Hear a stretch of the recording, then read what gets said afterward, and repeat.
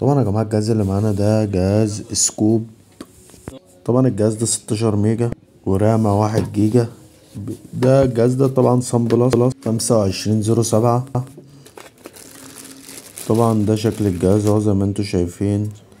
طبعا الجهاز بيجي بسنسور داخلي في قلب الرسيفر نفسه عشان تقلب منه، بيجي بزراير.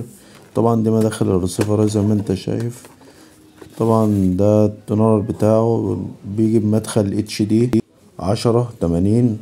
طبعا بيدي صورة اتش دي جميلة جدا. طبعا دي الجهاز طبعا بيجي بريموت بلوتوث وبيجي بريموت عادة. طبعا في ساحة 8000 قناة. طبعا ده الترانس بتاعه، وكمان بيجي بتايم شيفت 30 ثانية. طبعا بيجي بوصلة اتش دي متر زي ما انت شايف كده. دي حاجة الرسيفر، تعال نشوفها على الشاشة. طبعا الجهاز انا جاي الخصهولك في ثانية كده عشان منضيعش وقت على الفاضي.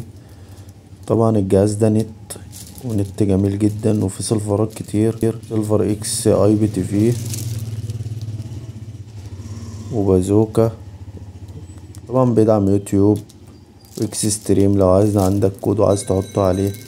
طبعا بيدعم انيكاست، بيدعم سيلفرات كتير. جهاز جميل جدا ونازل السوق جديد، بس هو بقاله فترة، بس ما كانش حد يعرفه قوي. طبعا بيدعم كمان اروما وبيدعم سيرفرات كتير اوي. جهاز قيم جدا.